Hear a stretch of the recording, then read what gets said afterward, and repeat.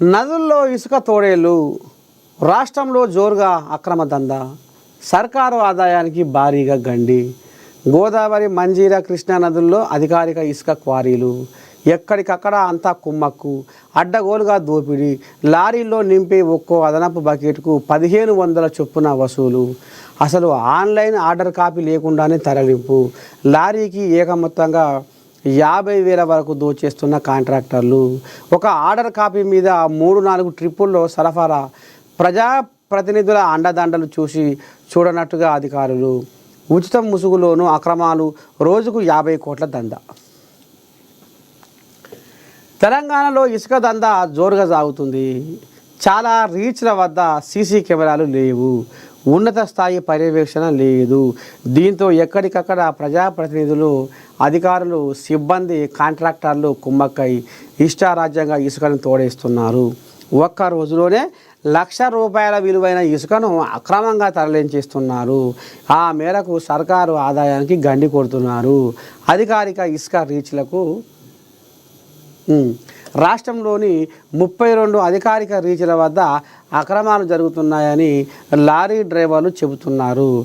నిబంధనల ప్రకారం order copy మేరకు 6 టైర్ల లారీలో 7-8 క్యూబిక్ మీటర్లు, 10 టైర్ల వాహనంలో 12 క్యూబిక్ మీటర్లు, 12 టైర్ల లారీలో 16 క్యూబిక్ మీటర్లు, 14 టైర్ల వాహనంలో 20 క్యూబిక్ మీటర్లు మాత్రమే నింపాలి. కానీ సామర్థ్యానికి మించి, అలాగే బుక్ చేసుకున్న దానికంటే అధికంగా సగటున 3 బకెట్ల వరకు ఇసుక అదనంగా నింపుతున్నారు.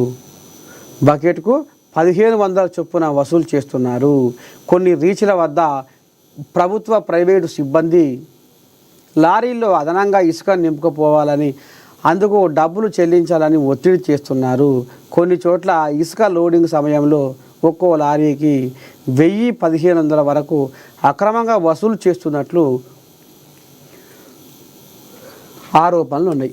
మొత్తానికి నదుల్లో ఇసుక తోడేళ్ళు రాష్ట్రంలో అక్రమ దందా జోరుగా సాగుతుందట. ఏది ఇసుక దందా. ఇక మరి దీని మీద చూడాలి. ములుగు జిల్లా వెంకటాపురం మండలం ఇప్పగూడెం, యాకన్నగూడెం ఇసుక రీచ్లో జేసీబీలతో టిప్పర్లో ఇసుక నింపుతున్న దృశ్యం. ఇక మరి ఇలా ఎవరి వట్టకు వాడే ఏమని దూషకాడికి వాడు సంపక తింటున్నారట. మరి అక్రమ దందాలో ఎవరి వట్టకు వాళ్ళు డబ్బులు వసూలు చేసుకుంటున్నారట అక్రమంగా. ఇక మరి దీని మీద సంబంధిత అధికారులు ఇక మరి కన్ను పెట్టి ఈ కథను జర్రా కమ్మేయాలని కోరుకుంటున్నాం. చూడాలి మరి. మొబైల్ మహారాణులు తెలంగాణ రాష్ట్రం స్మార్ట్గా దూసుకెళ్తుంది. మొబైల్ ఫోన్, ఇంటర్నెట్ వినియోగం దేశ సగటుతో పోలిస్తే తెలంగాణలోనే ఎక్కువగా ఉందని వెల్లడి. వాయ్యా, సుక్కముక్కలు కూడా తెలంగాణ ఎక్కువ అంటే ఫోన్ వినియోగం, ఇంటర్నెట్ వినియోగంలో కూడా తెలంగాణ ఎక్కువ ఉంది. మొదటినే ఉంది రో నాయనా. సుక్క ముక్క మింగాలే గుంజాలే ఇవరకు ఇది ఇంట్లో. ఇప్పుడు తెలంగాణ తోపు. ఇప్పుడు దేశంలో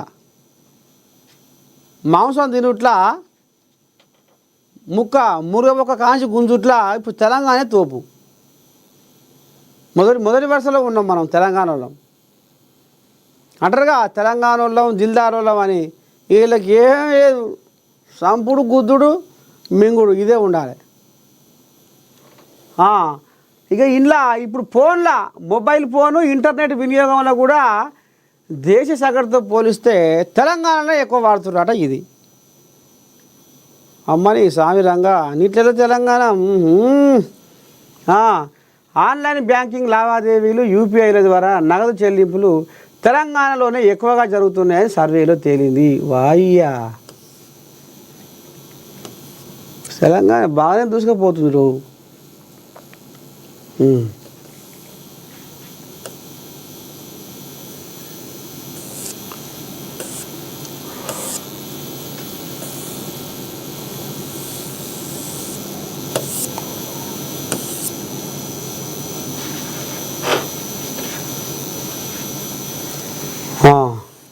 వచ్చింది కోయిలాగా.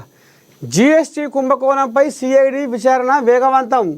త్వరలో మాజీ సీఎస్ సోమేష్ విచారణ. జీఎస్టీ కుంభకోణం కేసులో సిఐడి విచారణను వేగవంతం చేసింది. పన్ను ఎగవేతలతో వాణిజ్య శాఖకు చెందిన కొందరు అధికారులు దాదాపు 1400 కోట్ల మేర ప్రభుత్వ ఆదాయానికి గండి కొట్టారన్న ఆరోపణలపై తెలంగాణ సిఐడి అధికారులు హైదరాబాదు సిసిఎస్ కేసు ఆధారంగా దర్యాప్తు చేపట్టడం తెలిసింది. కమర్షియల్ ట్యాక్స్ యాప్స్ మాడ్యూల్స్ తయారీ, ఇన్పుట్స్ ట్యాక్స్ క్రెడిట్ సహా మాజీ సీఎస్ సోమేష్ కుమార్ సభ్యునిగా ఉన్న స్పెషల్ ఇనిషియేటివ్స్ వాట్సాప్ గ్రూప్ వివరాలను సిఐడి సేకరిస్తుంది. సమగ్ర దర్యాప్తులో భాగంగా వాణిజ్య పన్నుల రాష్ట్ర కమిషనర్ శ్రీదేవి ఆధ్వర్యంలో రాష్ట్ర ప్రభుత్వం ఏర్పాటు చేసిన కమిటీ ఇచ్చిన నివేదిక ఆధారంగా సిఐడి అధికారులు దర్యాప్తు చేస్తున్నారు. విచారణలో భాగంగా బుధవారం 3 టెక్నికల్ రిసోర్స్ పర్సన్లను విచారించారు. ఈ క్రమంలోనే మాజీ సీఎస్ సోమేష్ కుమార్ను మరికొందరిని మరోసారి ప్రశ్నించనున్నట్లు తెలిపింది. ఇక ఈయన కథ మళ్ళా తెర మీద తీసుకొని వస్తుర్రట. గతంలో ఈ కోళ్ళగా మంచిగా నానబెట్టి సరిపోను కుమ్మరించుకుంది కుచనాలు. ఇక ఇప్పుడు మళ్ళీ ఈయన కేసు కథ ఎందాక వచ్చింది, ఏం కథ అనేది కూడా ఈ సోమేష్ కుమార్తో పాటు మరికొందరిని కూడా ఇక ఇప్పుడు ప్రశ్నించే కోపు కనపడుతుందట. చూద్దాం మళ్ళీ ఈ కోయిలాగా ఏం సమాధానం చెప్తుందో, ఆ అధికారులు కూడా ఏం చెప్తారో చూద్దాం.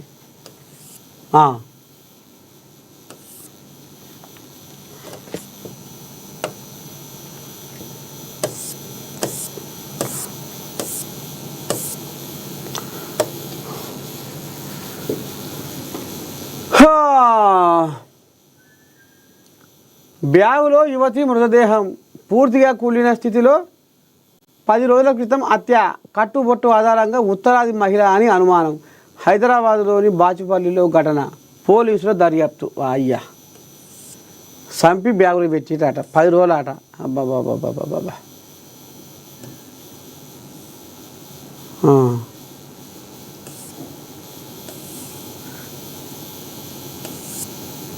ఏముంది ఇంక ఇలా ఏమైనా వార్త?